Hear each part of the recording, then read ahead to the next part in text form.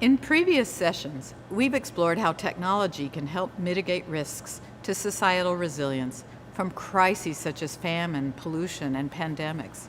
So it may seem surprising that our final session focuses on computational law.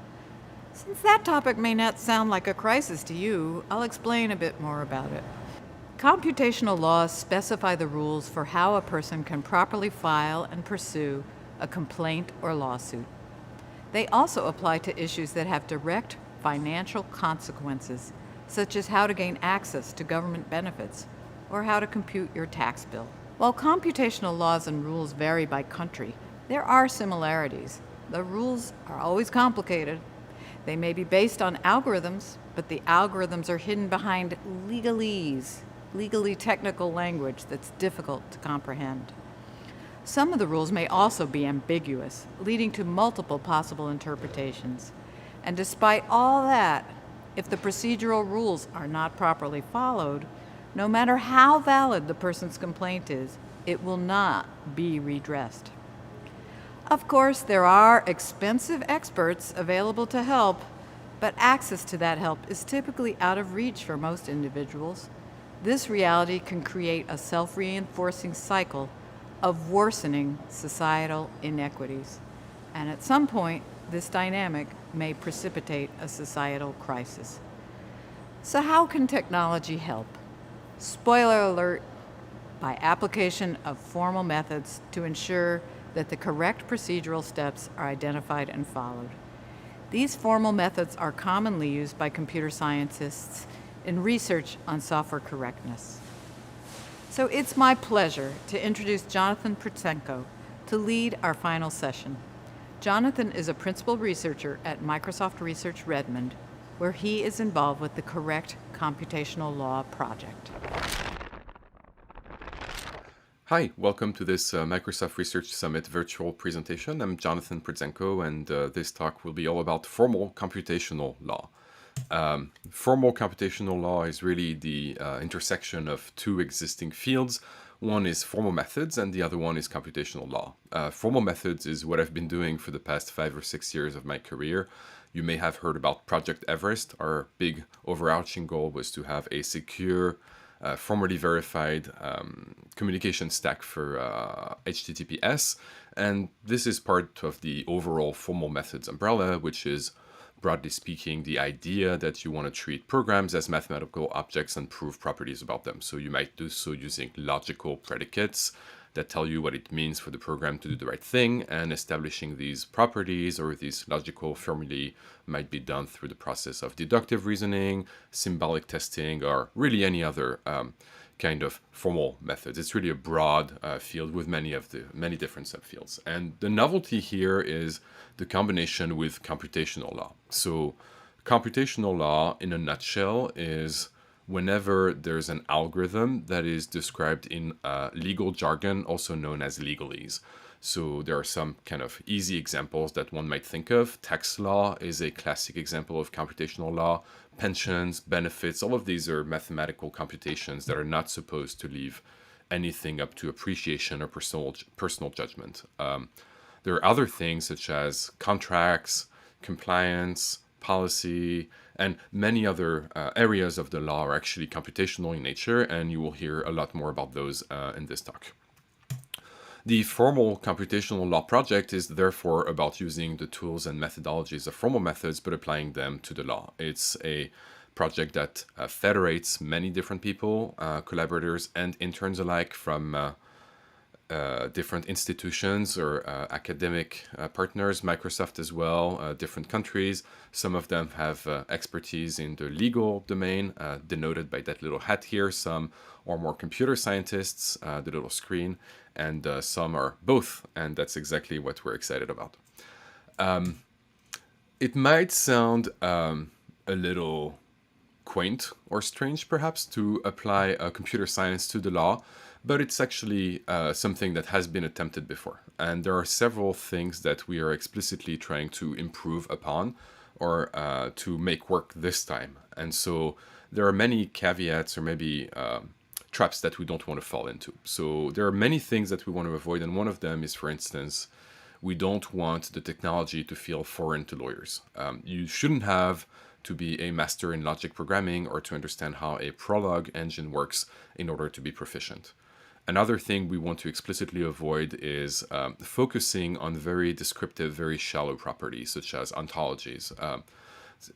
It's great to describe relationship between objects and how they relate to each other, but we really want to have some very actionable stuff. We also want to be extremely rigorous. We don't want a informal business logic application that may or may not work as you intend. We really want to bring mathematical precision. And finally, of course, we are setting the bar pretty high, and we want to avoid just a quick JavaScript front end that's being added to your IT stack, or just like a PDF form that can be autofilled. We are aiming for much stronger results than that. And so we do so by using formal methods. We bring the rigor of formal methods to the field of computational law. And that means that we are from here on talking about very deep properties. We're establishing what is the specification, how the code is intended to behave, and then we're going to perform a proof that the code is behaving as intended. We're going to use the vast array of techniques and tools from the programming languages field. We're going to write compilers. We're going to design new domain-specific languages. We're going to reason about their semantics. And one important thing that we do with this project is that we are nimble. We don't want to have some sort of universal solution that might work 60% of the way for a lot of things. We want to have really good solutions that can be repeated and redeployed for many of the problems in the area. And we do so by teaming up with lawyers. For us, it's extremely important that it's a code design and code development process that brings together computer scientists and lawyers. So what I want to do to motivate and explain what computational law and formal methods might have to do together is I want to tell you about 4 stories that each have very representative traits and are very typical of the kind of problems that we encounter. And I'm going to tell you afterwards how we solve them. But first of all, let me tell you 4 stories and the problems that we have encountered. The first story is from France. It concerns income tax. In France, income tax is essentially automated. There's an online portal. You log in. The government tells you, hey, this is what we have on file for you. Looks good. And you say yes. And the government gives you the total amount of tax owed. So really, there's a big mainframe somewhere that's running the tax computation for you. And behind the scenes really is a custom programming language that was designed in the early 1990s with a pile of handwritten unscrutable C code on top of it. This might not be very surprising if you've heard about these horror stories. There are similar problems in the US, but what I want to say here is that it's an engineering problem because the solution is unusable, it cannot be maintained, everyone has retired, and it's entirely inefficient. There's no way you're going to deploy that antiquated code onto a modern cloud platform. That's just not going to happen. So that's an engineering problem, but that's also a sociological problem because if you're a citizen and you want to convince yourself that the government is doing the right tax computation, you have no way of doing so. The code is opaque, it's hidden behind a mainframe, it's completely unaccountable, unexplainable, and unreproducible. And as I wrote with my co-authors in the paper specifically about that, the existing infrastructure is made up of various parts that are patched up together, and more importantly, key data that is needed to accurately reproduce this computation was not shared with the public. So this is a big problem. Another big problem that I want to tell you about, which is also quite emblematic and also comes from France, concerns social benefits. Post-World War II, there was a pretty vast movement of establishing benefits for the population, and that would be universal healthcare, social security, retirement benefits, family and housing benefits. All of these were established, and this is like very classic computational law. There are computations that tell you, depending on the number of children, your income, how much exactly you're entitled to in terms of benefits. But the reality today is that these implementations are extremely opaque. Some of the government agencies are resisting open information laws. And in the case of housing benefits specifically, my collaborators looked at the case of French housing benefits and they found a bug in the law. There was a table in the law with rates of support for your housing benefits, and one of the cells in the table was wrong, and so they went up to the government agency, and the government agency told them, well, sure, the law is buggy, but It's okay. The COBOL code is doing the right thing. And like you hear that, you're extremely panicked when you hear the COBOL code is doing the right thing. And if you step back a little, that's exactly a formal methods kind of situation where it turns out that you have a specification, the law, an implementation, and your specification is wrong. So really, this is a problem that can be seen through the angle of formal methods. And the one thing I want to add for this specific example is that because they were using the wrong tool for the job, they were unable to have a fully accurate implementation. And what I mean by that is that there were a variety of corner cases in the law. Like you have joint custody of a child, and the child is splitting their time between their parents, and there's a complicated computation in there. And it turns out that they took a shortcut in the implementation because they couldn't manage the amount of complexity. And that might not always benefit the citizen. So this is even more wrong in a sense. Enough with friends. Allow me to go closer to home in Washington State. In Washington State, in the Code of Washington State, there is something called legal financial obligations. It's a collection of financial penalties that might be imposed on defendants for specific offenses. Let's say you go out in the mountains and you shoot big game and you don't have a permit for that, then you will be sentenced depending on how many big animals you killed, how many points there were on the antlers, and it's like oddly specific. But the bottom line is that the intention was that by codifying all of these penalties in a very precise fashion, a lot of the arbitrary decision making would be taken out of the sentencing process. And that's the theory. The practice is that, sadly, Latinx, Black, and Native American folks are sentenced to legal financial obligations much more frequently and at higher rates than white people. And what's worse, these people who get sentenced are indigent, which means that they can't pay the legal financial obligations. So they're saddled with even more debt. And there's an even worse, even though there are brackets depending on whether you're sentenced in one country or another, your legal financial obligation, your financial penalty might be different. So there's widespread variation. And that is also a problem for formal computational law. And the final example that I'm going to cover, and I'm just going to talk about this one very briefly because right after me, Chris Bailey will give you an entire talk on this very specific problem. We have been looking at civil procedure. And it turns out that when you want to file a civil suit in the US, there is an enormous amount of rules that you have to follow if you want to abide by the procedural rules. Otherwise, you just lose. And if you look on the right and you cannot read what's in the picture, that's normal. It's just the table of contents for the federal rules of civil procedure. So there are a lot of such rules. And in short, this is hopeless if you don't have a lawyer with you. And once again, the reality is pretty sad. The reality is that if you're a low-income household, well, 74% of low-income households have had a civil problem in the past year. Think landlord-tenant disputes or anything of that matter. And of those 74%, 92% had no legal representation. So once again, this is a very salient, a real problem that can be tackled through the angle of formal computational law. And the message that I want to hammer here is that these four stories are all absolutely identical. It's the same story, really.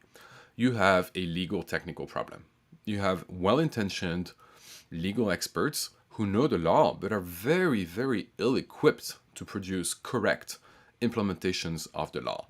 And what you end up with is opaque and unaccountable implementations. No citizen can audit or check or have any safeguard to make sure that the law implementation is doing the right thing. And what we've seen in all four of these cases is that there's a clear specification of what should happen. You are able to explain what is the intended behavior, and what you want to do is separate the description of the intended behavior from the details of the implementation. And that's exactly what formal methods are all about. You specify what your code should do, and you separate the implementation, and you write a proof that the implementation is doing the right thing. And if you think about it in the grand scheme of things, like what we've been doing previously and what I've been doing in Project Everest is writing proofs that my implementation of an elliptic curve that is used for cryptography to secure your online shopping on the internet, well, that elliptic curve with a lot of optimizations is really correct with regards to the mathematical definition of what an elliptic curve is. And to me, the elliptic curve is critical software as much as an implementation of the CAX code is critical software. To me, both of these are equally critical and essential to get right. The stakes are as high as they could be. And it matters, the act of proving that there's no carry overflow bug in your super optimized crypto code and that it's doing the right thing. It's just as important as showing that your tax code is really doing the right thing and no one ends up being penalized in the process. And so, really, computational law is everywhere. These 4 problems that I described are representative, but it turns out that there are very many parts of the law that are not intended to be ambiguous. They're just plagued with bad implementations. Think about it. Tax law, personal tax law, corporate tax law, all of that, no one is supposed to jump in and decide whether you should have, a 10% or a 20% tax rate. No, it's not supposed to be up for anyone to decide. It's a clear and ambiguous algorithm. Welfare, retirement pensions, social benefits, all of these are also computational in nature. Procedural rules, like civil procedure, like I just mentioned, rules for corporate mergers, rules for IPOs, same thing. There are very precise steps to follow, and if you miss one of them, then you're going to be in trouble. Contract law is another example. If you do like a private contract between 2 parties, whether it's for sales of goods or rentals, leases, insurance, there's not supposed to be like any person who decides whether you should get money if your house burns down. It's in the contract, and it should not be left to anyone's personal judgment. So these are all computational law, and it's actually a very widely applicable field. But another thing that I want to say before I move on further is that there are parts of the law that we will not get close to and that we will not intend to tackle. So some parts of the law are by definition intended to leave things to appreciation. Think about, for instance, like tort law. It is the point of a trial to determine whether there was a breach of duty or negligence and whether this applies or not. Or a criminal jury. It's the whole point that there should be 12 people whose job it is to decide what the final judgment is. And so these are definitely not in scope for us. We do not pretend that we can bring anything with computational law for these because these have no underlying algorithm.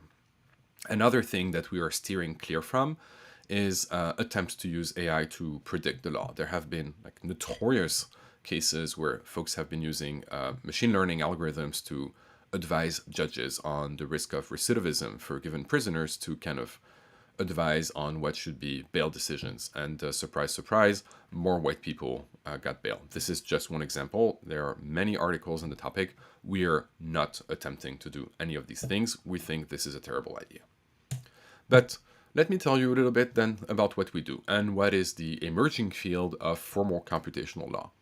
The first thing I want to say is that there's a lot of energy in there. I organized with my collaborators a workshop affiliated with the POPL conference, which is typically that kind of crowd of formal methods programming languages. It was called Pro Law for Programming Languages for the Law. And in the first edition, which was earlier this year, we got 25 submissions and over 60 people in attendance. Some conferences don't have 60 people in attendance. There's a lot of energy in this field.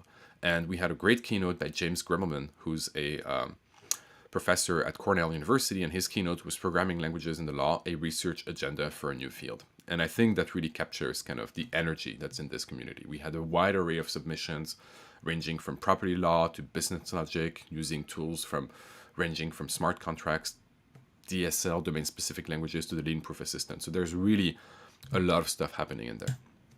And to give you a flavor of what we do specifically and to get a little technical, I'm going to revisit all of these 4 examples, and I'm going to tell you a little bit about the solutions that we brought to the table and how we use the tools of programming languages and formal methods to kind of make things better.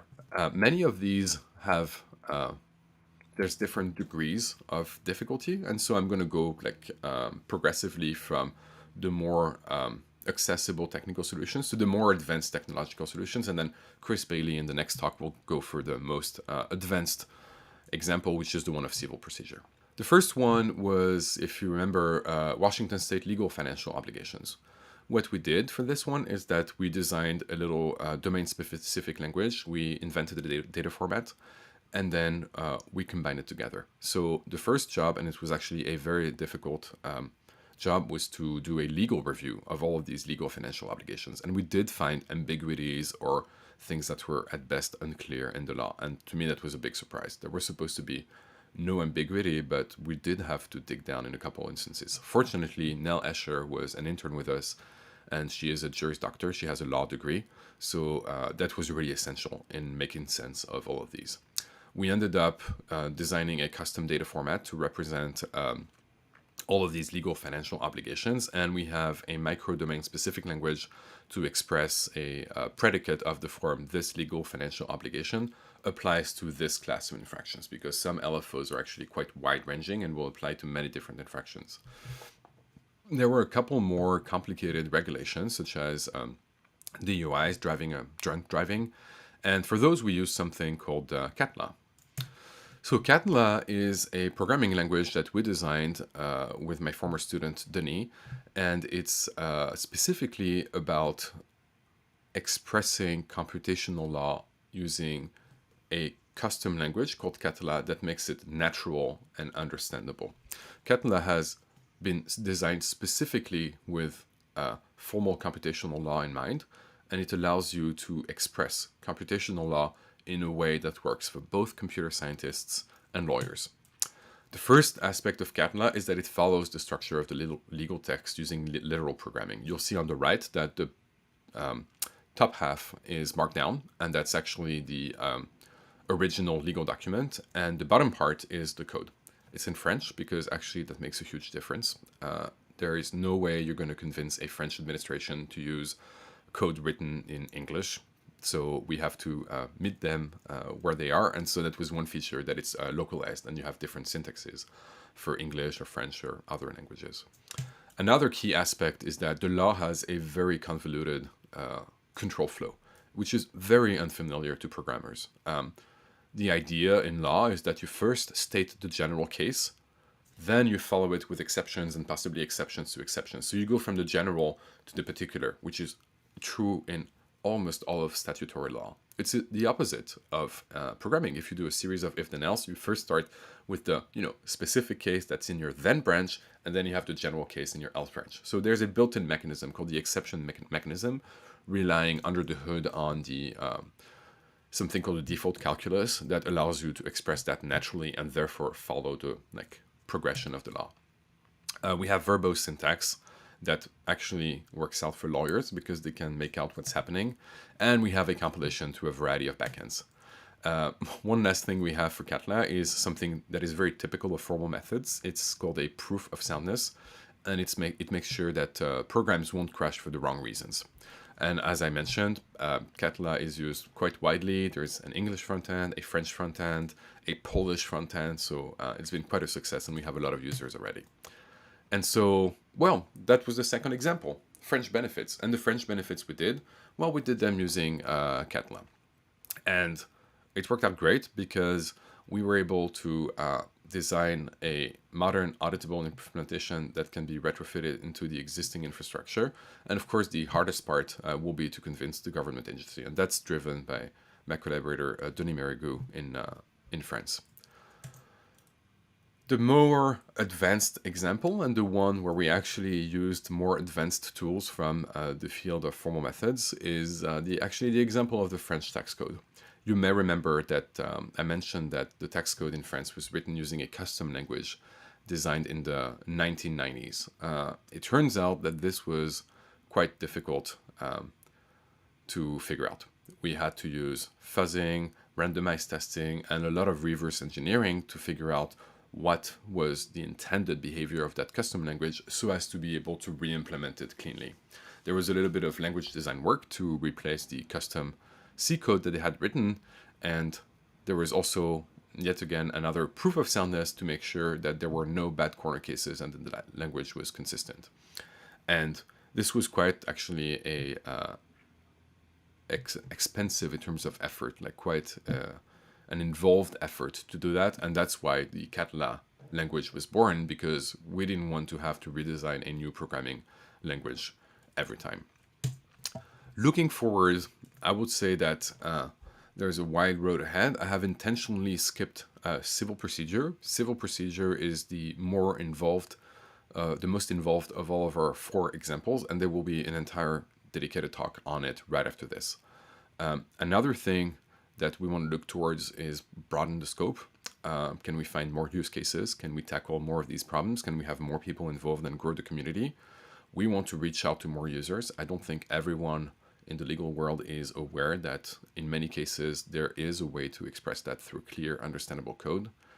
We want to improve usability. Right now, not every lawyer can write Catala code. Is there any way that we could use the tools of natural language processing to maybe make out a custom situation from a plain English description? And, well, as we do this work, we are assembling a wide variety of formal descriptions that might serve as training data for learning systems. And with that, I thank you for your attention. I am available on Twitter. I have a personal website with my email, and I would be happy to engage with anyone who has enjoyed this talk. Thank you. Hi, my name is Chris Bailey. I'm a third-year law student at the University of Illinois, and I am going to talk about some research that was done as a summer intern at Microsoft alongside Jonathan Protsenko and Leonardo Demura, both of whom are researchers at MSR Redmond. So we focused on civil procedure using the Lean Proof Assistant. So just as an introduction, what is civil procedure? Procedural rules dictate how a case moves or does not move through the court system. It grants rights and privileges to parties. It also imposes certain prohibitions, that kind of thing.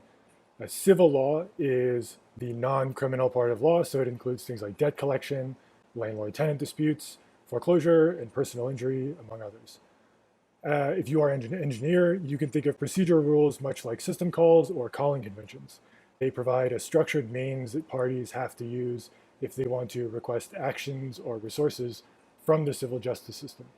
Unfortunately, they also entail a high degree of complexity.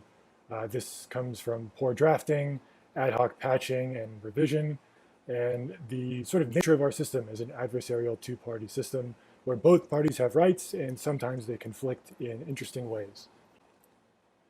In a nutshell, so in sort of a 4-step flowchart, the problem is that essentially all non-criminal legal disputes have to begin and move through the civil justice system. So they're subject to some set of procedural rules. These rules evolved under the assumption that both parties would be represented by counsel, but we know statistically that at least one party is unrepresented in a majority of civil cases, and there's no general right to have counsel in civil matters. We also know that defendants are much more likely to be unrepresented. And the sort of final nail in the coffin is that the procedural rules are too complex to permit self-representation. Those who are unprepared find themselves in a very precarious position. So just some motivating statistics. These are from the Legal Services Corporation's Justice Measurement Gap Survey from 2021. 74% of low-income households in America experienced at least one civil legal problem in the last year being 2021. 40% experienced 5 or more problems, and perhaps more troublingly, 55% of those people who did experience civil legal problems say that those problems substantially impacted their lives. So the consequences could be financial, health consequences, both physical and mental, and they could be consequences on family or personal relationships. So again, 74% is a fairly staggering amount. So low-income Americans, we know, did not receive any or enough legal help for 92% of their civil legal problems. This is basically all of them. So they're forced to sort of make their own way through the system. Nowadays, it's not only limited to low-income Americans. The Center for American Progress also estimates that 40 to 60% of the civil legal needs of middle-income Americans go unmet. The National Center for State Courts, in their Landscape of Civil Litigation study from 2015, opined that the idealized picture of an adversarial system in which both parties are represented by competent attorneys who can assert all legitimate claims and defenses is an illusion. So just to recap, and go over some of the risks that these parties face. For example, default judgment, which means that the defendant loses automatically because they didn't adequately respond using procedure. They can fall victim to procedural bullying. They might incur significant costs and delays, which can then cause statute of limitations issues. They might forfeit inadvertently substantive procedural rights, or they might face sanctions, which are court-imposed penalties. So 46% of civil cases also had some form of judgment entered, and those are generally believed to be default judgments, which is the first sort of risk that we entail. But because most of these are unreported and they're not gone over in great detail, we just don't know. There is, however, a window of opportunity. So the National Center for State Courts, in their 2017 study, found that not only is the public actively seeking greater engagement from courts, but they also perceive that their challenges could be addressed by simple technology solutions. So for us, this means that technology solutions would not be simply an imposition or something cast aside, but they would instead be welcome. So now comes the question, how can we help? Well, we can start by identifying some goals. So overall, we want to improve access to civil justice, obviously. We want to do what we can to level the playing field. You can see reports like the one cited here to see what the effects of that might be. We want to increase the effectiveness and efficiency of entities like legal aid networks, ongoing clinical efforts, and the efforts of litigators. So existing online legal research services are, you can think of them as sort of searchable, nicely formatted docs, where we would like to be more like a really smart IDE or compiler, that kind of thing. And we also want to help in the safe, private, and legal collection of important statistical data. We can probably clarify our position by also identifying some non-goals. We are not interested in trying to answer subjective questions about fault, negligence, duty of care, remedies. We're not interested in replacing lawyers. We instead are interested in challenging the status quo for those who currently aren't being served at all. For judges and practicing attorneys, we would like to help improve the efficiency of their work and their accuracy. We further acknowledge that procedure is only a small part of what counsel does for clients, but we feel that improving the state of civil justice is really sort of a brick by brick kind of problem. And going back to our syscall analogy, we feel that this is an important sort of first brick to start with. Lastly, we're not interested in increasing litigation. We're not interested in furthering the problem of congested dockets. Our hypothesis, which we feel is backed by the available data, actually suggests that we would have the opposite effect if we were successful. So going into this internship, we had a number of technical goals for what we actually wanted to write. We wanted to identify the proper abstractions that would allow us to formally describe the problem domain, figure out a verification strategy, jumpstart the development of a trustworthy library that would be maintainable going forward, and again, technically facilitate the effective aggregation of data, which is massively important. In the future, we also look forward to facilitating experimentation and innovation. We're interested in the development of game semantics, highly interested in reinforcement learning via self-play, and exploring other machine learning and AI techniques. Long-term, we would like to answer the question, what does the alpha zero of civil procedure look like? Another frequent question is, well, why are you using formal methods? Our philosophy in this area was, we want to be more general and more correct. And I will explain what that means going forward. Procedural rules are generally written as sort of loose specifications. They're sometimes a little bit fuzzy. Being laws, they're open to interpretation. So having a faithful but also maintainable and modular implementation requires us to work at a high level of abstraction. And there are other properties that we would like to reason about. As a concrete example, civil actions fundamentally are about claims between parties. So we are using, in this case, a weighted directed graph to represent all claims between all parties. And we separate out and distinguish the features of each claim and make them addressable elements. So the formal definition of a graph as a collection of vertices and edges, in our case, maps to a graph of claims, where parties are the vertices and edge weights represent individual claims and the information about them. Concretely, what does this do for us? Well, courts are sometimes a little bit fuzzy in how they treat claims and the relationship between claims. So there can be alternative, dependent, counterclaims, cross-claims. They can be behave slightly differently based on local rules, differences in precedent, etc. When we reason with maximal generality like this, of only thinking of these as sort of atomic elements within a graph, we can adapt to all of these differences without having to rewrite our code and without having to prove different properties or re-engineer any of the things that we've already done. Furthermore, it allows us to leverage developments like MathLib, which is the Lean community's library of mathematical components, which is a huge and continuously growing effort. When we use these nice sort of formal abstractions, we can reuse much of the effort that was in MathLib. So for a graph, if we claim that a graph is acyclic, we want to prove that it satisfies some rigorous specification of what it means to be acyclic.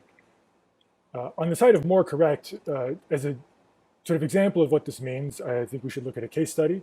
In 2007, the US Supreme Court heard a case, Bowles v. Russell. A judge that was overseeing the appeals process for this litigant, Bowles, wrote 17 days as the deadline that Bowles had to file their appeal. They followed the judge's direction and filed the appeal before the 17 days had expired, but that 17 days was incorrect relative to the text of the rule.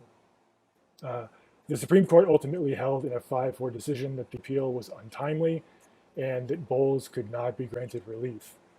Justice Souter, in his dissent, said it is intolerable for the judicial system to treat people this way, and there's not even a technical justification for condoning this bait and switch. So this all came about because of a fairly simple miscalculation of a deadline. This was under Federal Rule of Appellate Procedure 26, which mirrors Federal Rule of Civil Procedure 6 for calculating dates and times. So just to summarize, verification of a deadline involves parsing a timestamp, converting to a scalar, accounting for time zones, including daylight savings, accounting for local rule holidays, unavailability of the clerk's office, performing some calendrical calculation, converting everything back, and then pretty printing it. So what we want to show is that even tasks which sort of sound simple, just calculating a deadline, they can implicate large pipelines with lots of hidden complexity. So even though there is a temptation to ask, well, can't we do this in our favorite language if we have proper testing and enough discipline?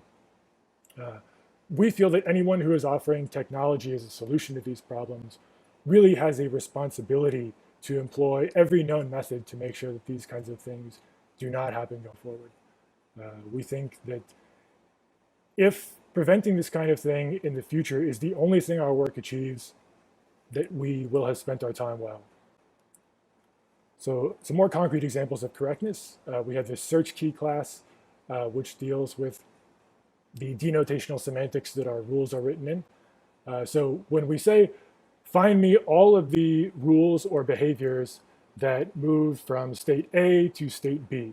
So find me anything that enters a voluntary dismissal by the plaintiff. We want to ensure with a proof that any declared instance of search key actually entails the behavior that the rule claims it does. So here we have a sort of simplified example rule, voluntary dismissal by plaintiff. We claim that it enters some kind of dismissal, and then in order to complete this instance declaration, we have to prove that this rule does indeed, among other things, enter a dismissal into the environment. Furthermore, we'd like to declaratively and from a high level sort of isolate classes of behaviors. So in developing things like these game semantics and scoring conditions, we identify win and loss conditions. For plaintiffs, we want to ensure that there are no involuntary dismissals entered against them for procedural reasons. So we can define this very declaratively with this kind of set. And then we can prove, for instance, that this rule here is not within that set that entails this unwanted behavior. In terms of gathering data, we also want to prove that, for example, for court documents, Federal Rule of Civil Procedure 5.2 requires redaction of certain information about minors, financial information, that kind of thing.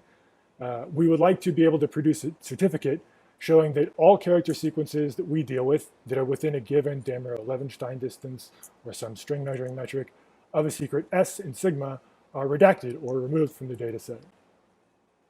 We also want to have one trusted verifier written in lean and avoid the problem of having n implementations.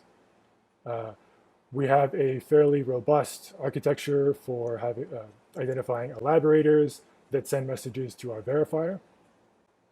And just to quickly recap by showing where we stand, we have isolated and abstracted the proper elements we can use to discuss this problem domain. We've designed and implemented a verifier architecture in this repository. We wrote an API for working with federal courts that includes scheduling information. And we wrote a general purpose date and time library for the lean ecosystem. Thank you very much. If you'd like to contact any of us, you can do so through these means. And thank you for your time. That's a wrap for day one of Microsoft Research Summit. I hope you've enjoyed this day of presentations and discussions among researchers at Microsoft and our many colleagues and collaborators from around the world. We'll reconvene tomorrow for a plenary session on the foundational work we're doing to power the next generation of the cloud, followed by another full day of exciting tracks and sessions. See you then.